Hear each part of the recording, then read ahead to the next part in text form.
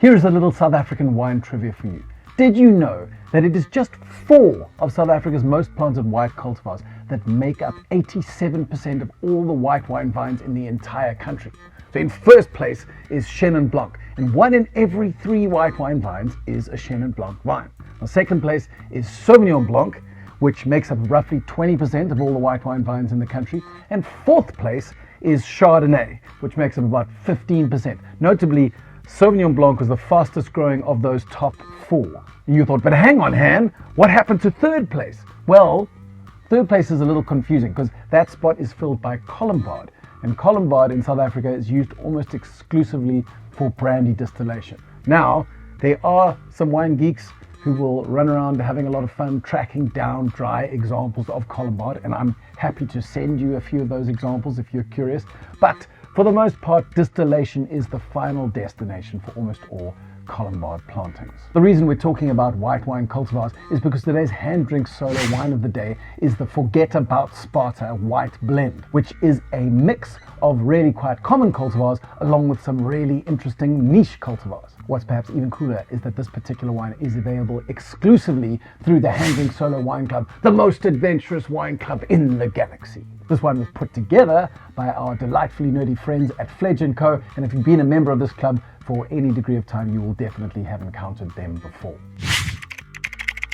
The Forget About Sparta white blend is labeled as a wine of origin Western Cape, which means it involves fruit from various parcels all over the South African winelands. We've spoken before how Fledge team member Leon Kutsia travels literally thousands and thousands of kilometers every single year, tracking down precious parcels of fruit from spectacular vineyard sites all over the place, from the Swartland to Constantia to Elgin to Stellenbosch. He then has to lug all that fruit back to the cellar, which is on the Boerplaas estate in Carletsdorp in the Klein Karoo. So it's really quite a mission to get all this done, but they make some incredible wines, and that's why we keep going back.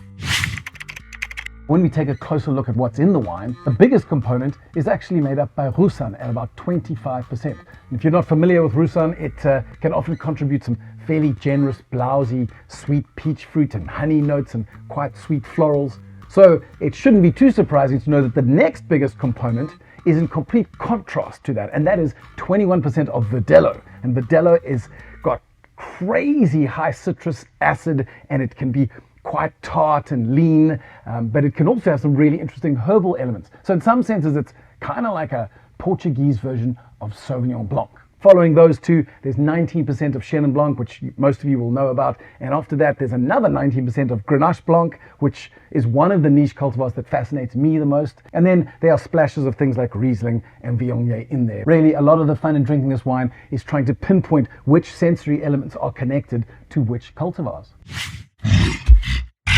And when we get into the glass to give this guy a sniff, well, I mean, unsurprisingly, we get a really broad, varied kaleidoscope of fruit. The nose is really quite fresh, preserved mostly by these pronounced zesty citrus notes, but there's also a lovely hint of saline sea spray in there. And then contrasting that, there are sweeter peach and apricot notes, which we shouldn't be too surprised about given the cultivars I spoke about earlier. Other notes to look out for are a few dried herbs here and there. And then even as the wine warms in the glass, there's some almost tropical pineapple that begins to emerge. When we give this guy a sip, well, as was the case with the nose, there are a number of components that work together to build up the whole. It's a mix of sweet and sour and savory that just weave themselves together in a beautiful lattice. Right at the front, we do have the sweeter peach and apricot notes that we also smelt on the nose. And as we said earlier, this is more than likely going to come from Russan, possibly a little bit from Chenin as well. And as we predicted, leaning up against that is some beautifully tart, pithy citrus element that really holds the wine with quite a lot of tension.